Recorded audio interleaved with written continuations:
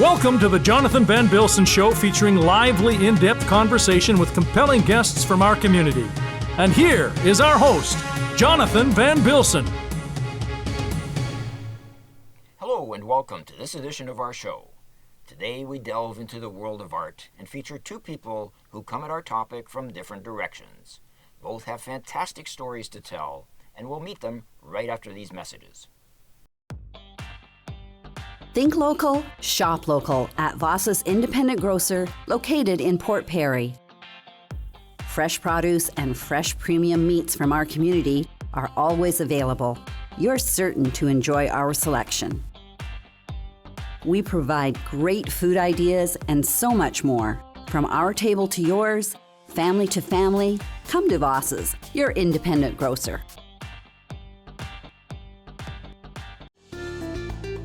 Scugog Tourism invites you to experience Port Perry's Victorian, vibrant Queen Street shops. Enjoy skating and snowmobiling on Lake Scugog. Then warm up at one of our bakeries, cafes, or brewery. Find gifts and treasures created by local artists. Take in a show or exhibit.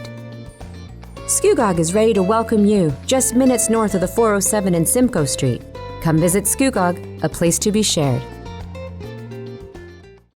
Our first guest needs no introduction, as she's done a lot for the arts in Durham region. Please welcome Mrs. Kent Farndale. Kent, welcome to the show. Thank you very much, John. Now, I know you've been involved in the arts for many, many years. Have you always been a collector of art?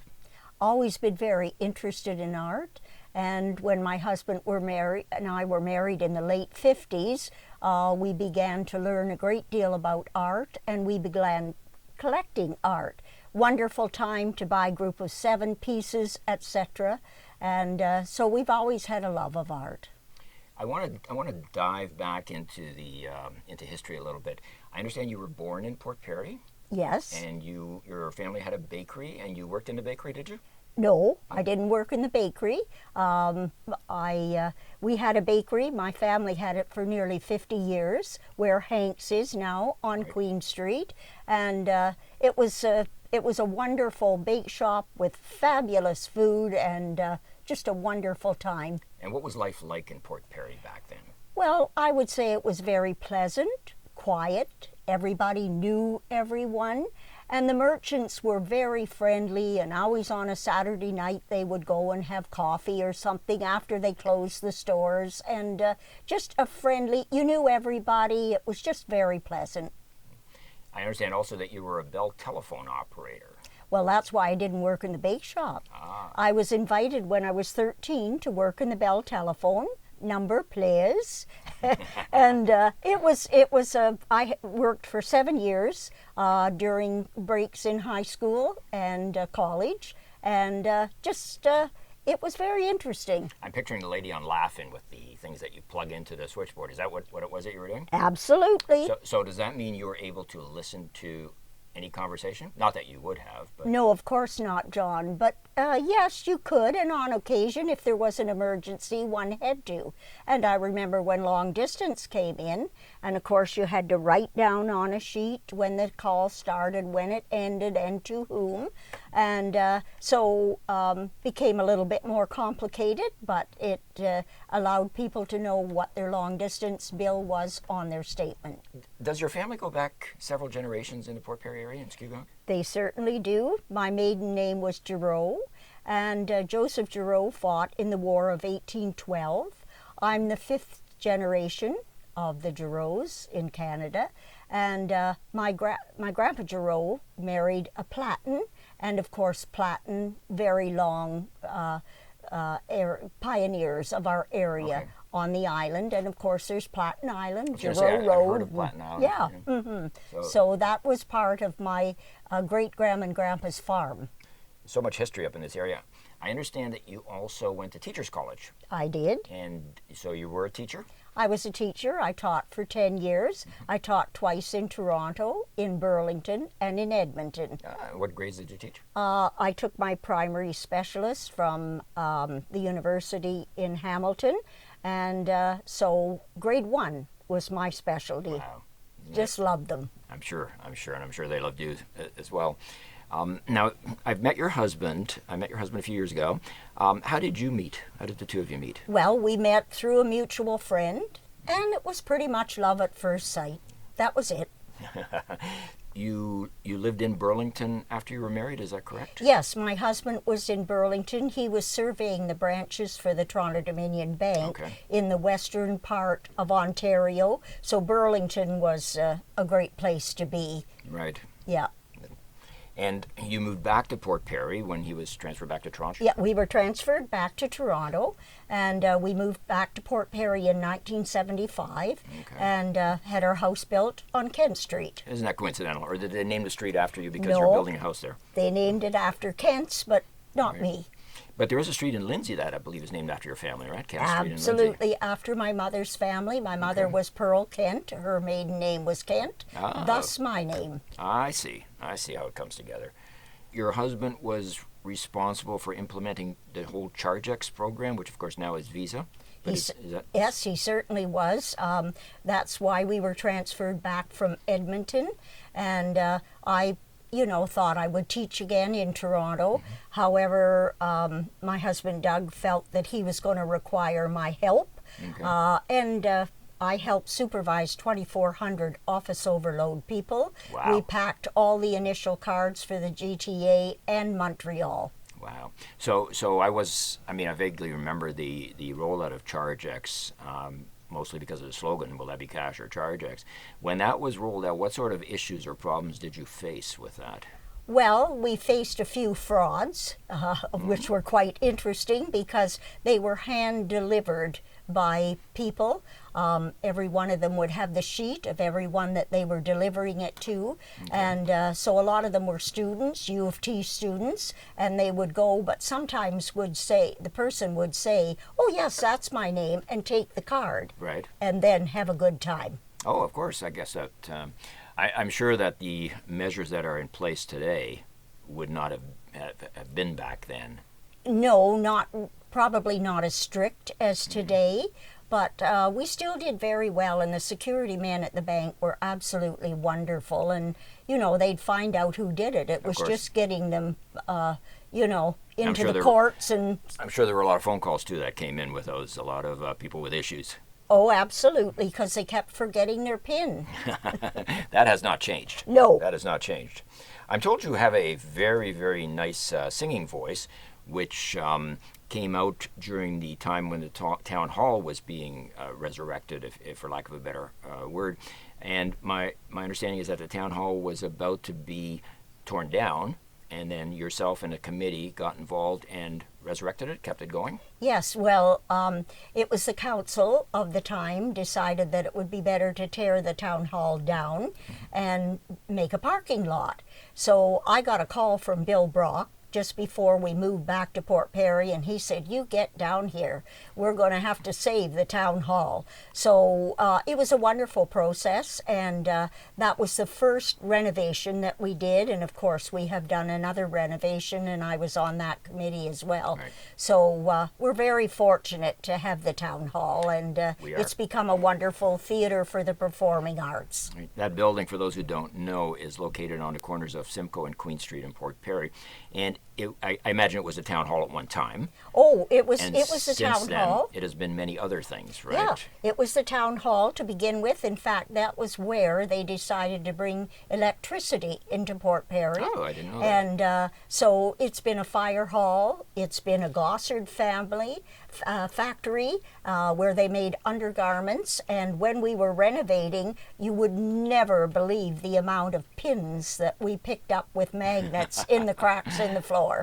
We had a lot of fun, a lot of work, but a lot of fun. Well, that's good, and it's, obviously everybody is grateful that it was maintained, and it is a beautiful theater today. So your singing voice obviously led you into some of the productions that the societies put on in the town hall. What were some of the ones that you participated in?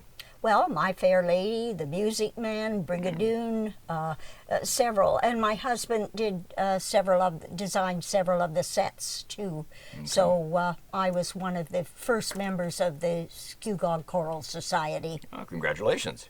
The art gallery in Port Perry, I understand, bears your name, as well as the bursary for the arts. So why would they have been named after you? Well, when they were going to build the new library, I was bound that we were going to have a gallery because there was really no gallery in Port Perry. Right. So I spoke to the building chair, and it took a lot of talking, but we finally got the gallery. So the day that the library opened in May of, then the gallery opened at the very same time with just a few pieces from our collection. So it was, and the bursary is? Well, the bursary, I was leaving, I was the volunteer that did all the shows for 10 years, and I was going to be chair of the hospital board, Okay. and I was bound that we were going to get a addition, which we did do, the Stephen B. Roman wing, but I couldn't really handle 2 full-time volunteer course, jobs. of course. So that was when they named the gallery after me, and they did the bursary. That's a nice which I'm estimate. so proud of And still it's today. still going today? It's still going today. Excellent. I'm sure you've met a lot of the recipients who have probably gone on to be very successful. Oh, we have several that have continued to be very successful, and most of them keep in touch with me. Oh, So that's nice. I'm really honored to know what they're doing with their life and Right. and how they're succeeding. And my understanding of the bursary is that it is intended for people to continue on the arts and hopefully share that with other people throughout the community. Is that correct? Yes, they have to be a resident of Scugog, Right. and it's for the continuation of their education or development in the arts, Okay. any form. And in order to apply for that, they can just contact the library? Is that how it works? Contact the library and fill out the proper sheets that need to be filled out and apply. Okay. And there are several applicants every year, so Right. Well, maybe we can get the website put up on here. that and, would be wonderful. Yeah, and publicized, absolutely. So, lastly, I wanted to ask about your stint with the hospital, because that obviously was a lengthy process, a lot of involvement. What exactly did you do? What was your role? Well, I was chair of the hospital board and took an extra year as chair because we were building the Stephen B. Roman wing. So Okay. I kind of lived there for about 4 years, and we doubled the size of the hospital. Right. And I also was president of the foundation. Right. And of course, we've raised many funds. And one of the other thing was not only Port Perry, but I was one of the heroes of hope for the Cancer Center Okay. in Oshawa. And So, we raised $42.5 million and stopped Wow. counting. Isn't that So amazing? That is it was a good wonderful. achievement. So for the money that was raised was used primarily for what type of projects? It was it's strictly for the Cancer Center, Okay. and in Port Perry it was for the Stephen B. Roman wing, Right. doubling the size of the hospital, the endoscopy suite, and of course equipment, all kinds of equipment. We're always needing equipment, and you don't always realize how expensive equipment is now. I'm sure it is. Yes. I'm sure and I'm sure a lot of people don't realize it. So what is the difference between the foundation and the hospital, and then there's the auxiliary as well, right? Yes, but the foundation and the hospital are 2 separate corporations. Okay. The foundation is its own corporation, and the auxiliary, of course, is a part of the hospital. Okay. Okay. I also wanted to touch on an award you recently were presented with through Durham College. And can you elaborate a little bit on that? Well, that indeed was a wonderful honor, and it was to receive, an honorary graduate of the college, Right. and it was a total surprise, and it was indeed a real honor. Right. It's like an honorary doctorate. Well, Ken, thank you so much for being part of our show. Your story is amazing. You're an amazing person. Really glad that you made time to be here today. Our next guest is quite a sculptor with an amazing history. We'll be right back after these messages. Sunnybrae Golf in Port Perry offers a picturesque 27-hole course that is family-friendly, affordable, and welcoming to leagues as well as corporate and charity events throughout the year. Our licensed cafe offers great food in a warm environment. Come to Sunnybrae for your event or day out with friends and family and enjoy our award-winning hospitality and exceptional service from start to finish. Hello and welcome back. Our next guest today is an extremely talented artist who has made quite a name for himself in the world of first responders, mainly because at one time in his life, he actually was one. Please welcome Mr. Tyler Briley. Thanks, John. Tyler, welcome to the show. I had the pleasure of meeting you in Ottawa last year when they installed your wonderful sculpture of Colonel Sam Sharp. Yes, it was. I was asked by the Ministry of Veterans Affairs to create this piece of Sam Sharp, who was a lieutenant colonel in the First World War. He recruited 1,145 soldiers in the local area, Port Perry, Utica, and different areas, small towns at the time. Uxbridge as well, right? Yeah, Yep. Uxbridge, yeah.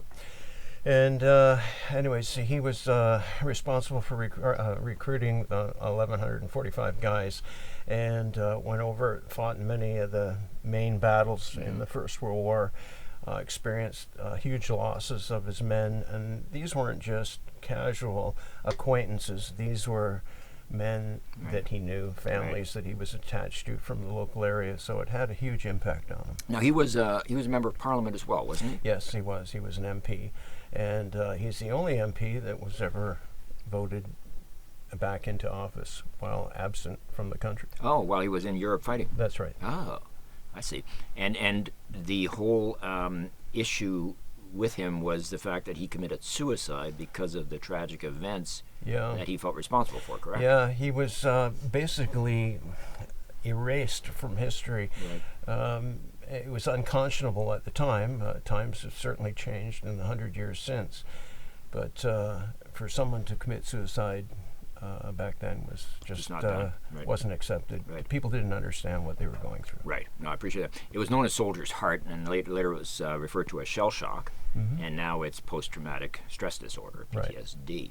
I understand that the sculpture now hangs in, or it was hanging in the Peace Tower temporarily, but there's a massive construction going on there for 10 years, correct? Yeah. So it's been moved. Where's it hanging now? It was originally installed in the lobby of the Peace Tower, just outside where the house sits, and it was there temporarily. Then they started the renovations approximately a year ago, and it's going to continue on for roughly another 8 or 9, 10 years. And right now it's at the Treatment Center for Post-Traumatic Stress in Ottawa. And I think the whole mission has been to try and bring the memory of Sam Sharp back into a positive light, because he did a lot of good for the country. Absolutely. I think it's be recognized as a beacon of people afflicted with this horrible disorder, and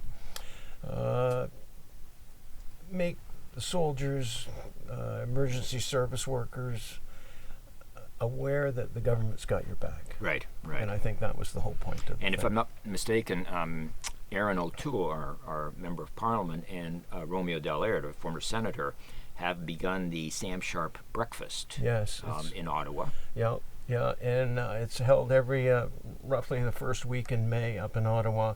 It was usually held in the Senate cafeteria, and it's quite an interesting gathering of people, people that have experienced post-traumatic stress, military figures. And extremely emotional. I remember some of the speakers were Joe Tilley from CTV, as well as Michael Landsberg, if I'm not mistaken. That's right. Yeah. And the one that really stands out in my mind was Curtis Patton.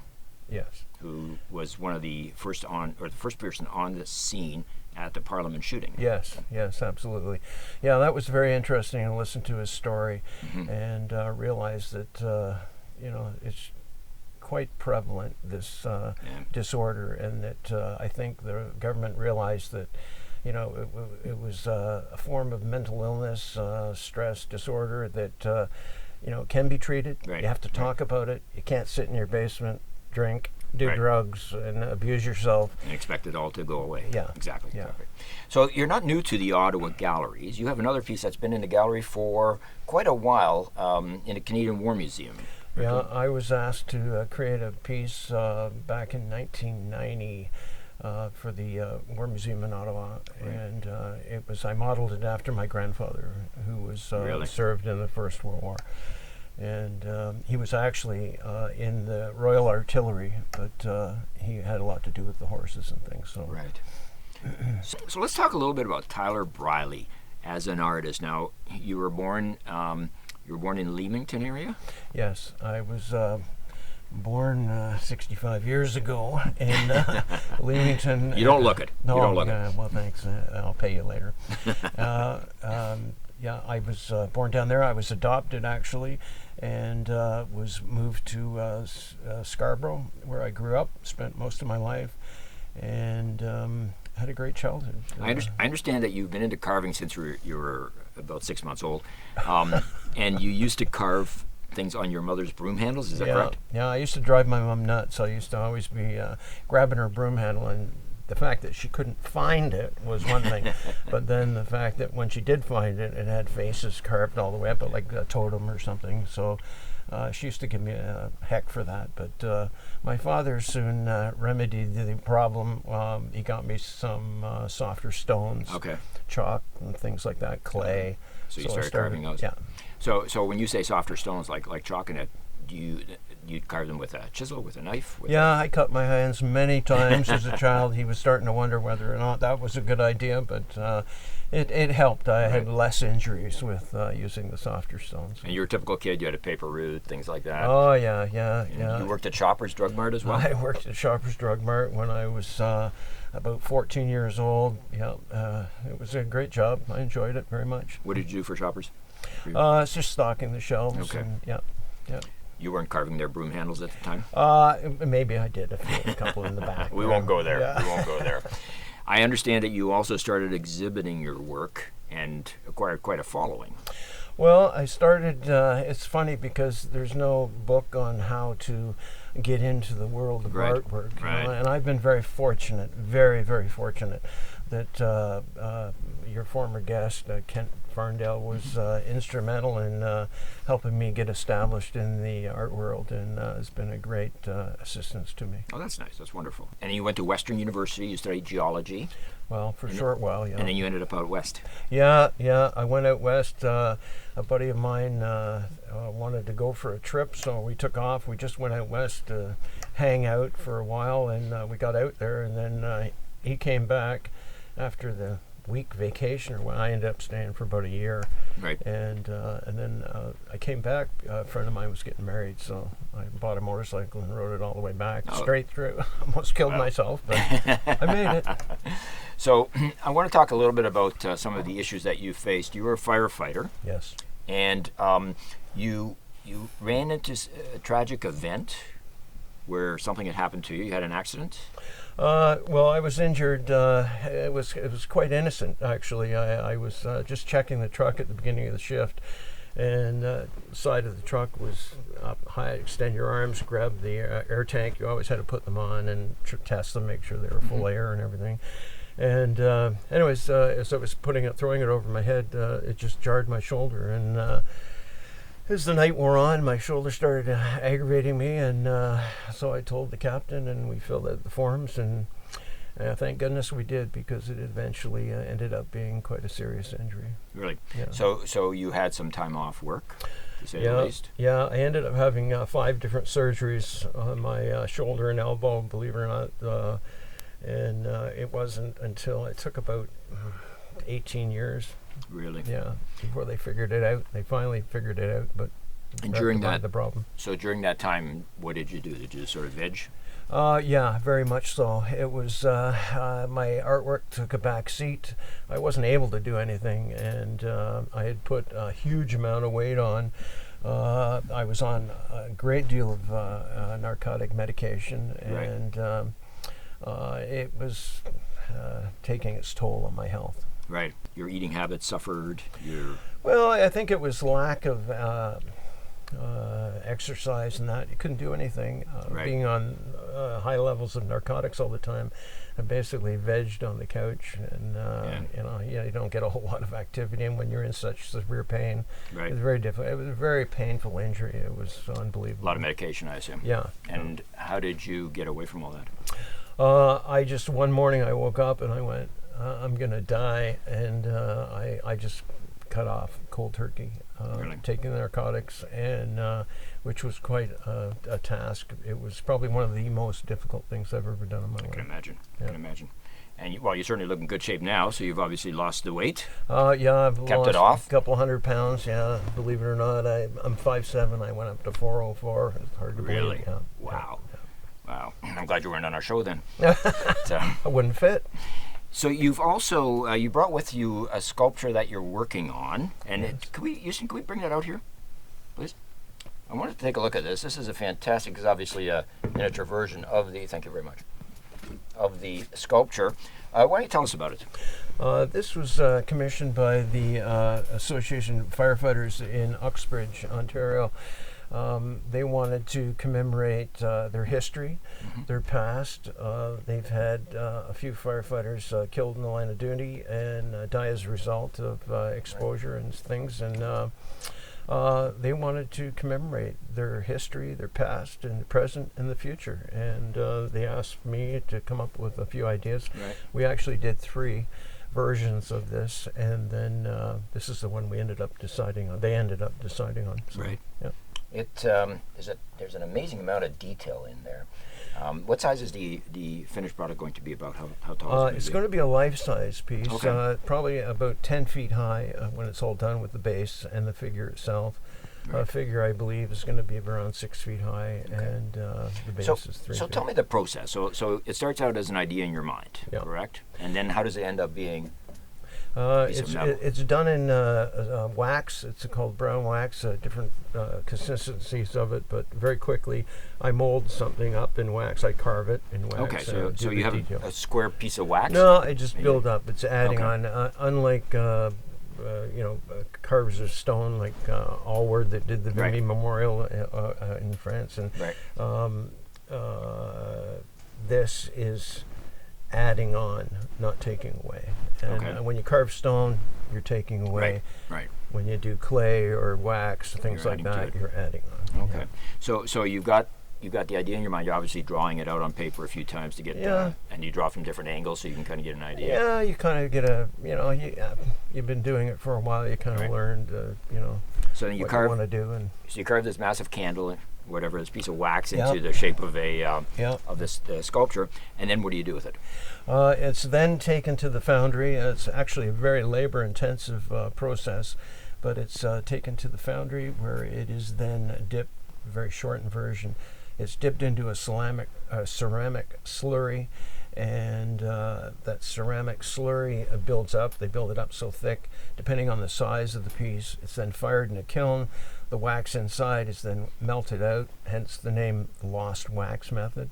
Okay. And it's been around for thousands of years. And then basically they invert it, and pour in molten bronze, and it gives you the image that was left in the ceramic Right. Okay. shell. Tyler, thank you so much for being here today. Thank you for sharing your story. I know it must have been difficult to relive events of the past. Your work is fantastic. Really, really pleased that it's being displayed permanently in Ottawa, in our nation's capital. Yeah, Congratulations and thank you. Thank you. And thanks to all of you for being here today. We look forward to seeing you next month when our guest will be Chief Kelly LaRocca of the Mississaugas of Scugog Island First Nation.